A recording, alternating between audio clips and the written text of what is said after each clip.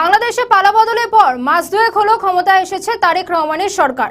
গত ফেব্রুয়ারিতে ভূমিধস বিজয়ে ক্ষমতায় আসে বিএনপির নেতৃত্বাধীন সরকার। প্রধানমন্ত্রীর আসনে স্টিয়ারিং ধরেন তারেক রহমান। এর আগে দেশে ফিরে বিশাল জনসভায় আই হ্যাভ আ প্ল্যান বলে দেশের মানুষের মধ্যে স্বপ্ন জাগিয়ে তোলেন শহীদ প্রেসিডেন্ট জিয়াউর রহমান ও তিনবারের সাবেক প্রধানমন্ত্রী বেগম খালেদা জিয়ার সন্তান। দায়িত্ব নিয়ে ফ্যামিলি কার্ড, ইমাম ও মুয়াজ্জিনদের সম্মানী প্রদান, ক্রীড়াবিদদের কার্ড ও ভাতা প্রদান, কৃষক কার্ড বিতরণ। আমাদের নতুন পেজ সাবস্ক্রাইব করুন আরও বাংলাদেশের খবর পেতে। সরকারি দলের কোনো এমপি শুল্কমুক্ত গাড়ি ও সরকারি প্লট না নেওয়ার সিদ্ধান্ত, খাল খনন ও বৃক্ষরোপণ কর্মসূচি, প্রধানমন্ত্রী হয়েও প্রোটোকল না নিয়ে ট্রাফিক সিগন্যাল মেনে চলা, নির্ধারিত সময়ে অফিসে পৌঁছে যাওয়া, যানজট ও জ্বালানি অপচয়ের কথা বিবেচনা করে প্রধানমন্ত্রীর গাড়ি বহরের সংখ্যা 13 থেকে 14টি থেকে কমিয়ে 4টিতে আনা, স্টুডেন্ট ভিসায় জামানতবিহীন ঋণ সীমা 3 লাখ টাকা থেকে 10 লাখ টাকায় উন্নতি করা, ঢাকার ফুটপাত দখলমুক্ত করা সহ বিভিন্ন উদ্যোগে মানুষের প্রশংসা কুড়িয়েছেন নতুন প্রধানমন্ত্রী। ই হেলথ কার্ড বিতরণের প্রকল্প প্রক্রিয়াধীন আছে।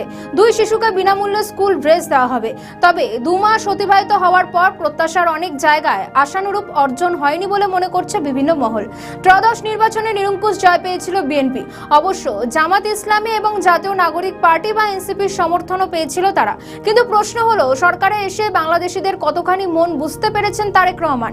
কেন বাংলাদেশে দিন দিন বাড়ছে লোডশেডিং, হাম ও জ্বালানি সংকটের মতো সমস্যাগুলি? 15% জ্বালানির দাম বাড়িয়েছে নতুন সরকার, ফলে জনতার পকেটে টান। পরিস্থিতি সামাল দিতে বাংলাদেশ ব্যাংকের থেকে ঋণ নিতে হয়েছে সরকারকে। কিন্তু জ্বালানির দাম এভাবে বাড়ায় মধ্যবিত্তরা কিভাবে সামাল দেবে? একে তো নিত্য প্রয়োজনীয় জিনিসের দাম লাগাম ছাড়া, অন্যদিকে এভাবে জ্বালানির দাম যদি বাড়তেই থাকে তাহলে মধ্যবিত্তের পক্ষে মহা বিপদ দেখা দেবে। ওইদিকে দাম বেশি দেয়, আমি আই বলছি এদিকে কলাম তাকে তেল নিয়ে আহি।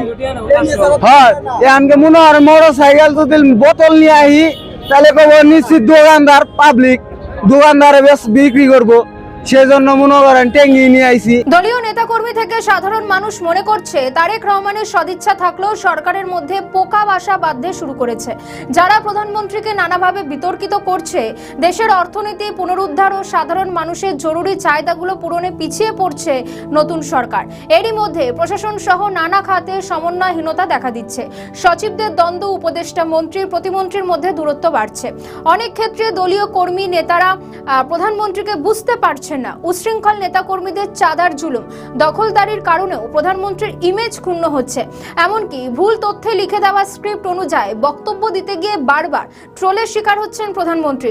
সংশ্লিষ্টরা বলছেন, প্রধানমন্ত্রী বিভিন্ন কার্ড দিয়ে সামাজিক নিরাপত্তা বাড়াচ্ছেন, এটা নিঃসন্দেহে ভালো দিক। তবে অর্থনীতি ঘুরে না দাঁড়ালে শুধু সামাজিক নিরাপত্তা কর্মসূচি দিয়ে একটা দেশের মানুষকে বাঁচিয়ে রাখা অসম্ভব। সামাজিক নিরাপত্তার এসব অর্থ সরকারকে করের মাধ্যমে সংগ্রহ করতে হবে। অর্থনীতি ঠিক না হলে রাজস্ব আদায় ভাটা পড়বে। বিগত অন্তর্বর্তী সরকারের আমলে দেশের ব্যবসা বাণিজ্যে ধস নামে, মুখ থুবড়ে পড়ে বেসরকারি খাতে। অনেক ব্যবসায়ীর বিরুদ্ধে হয়রানিমূলক ভুয়ো মামলা পর্যন্ত হয়।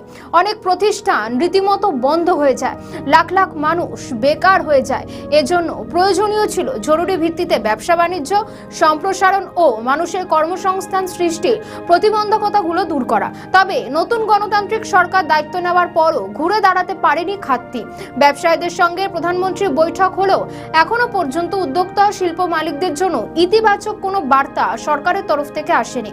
প্রশ্ন তো এখানেই, একাধিক ক্ষেত্র থেকে ব্যাপক চাপ কিভাবে আগামীতে সামলাবেন তারেক রহমান? আমাদের নতুন পেজ সাবস্ক্রাইব করুন আরও বাংলাদেশের খবর পেতে।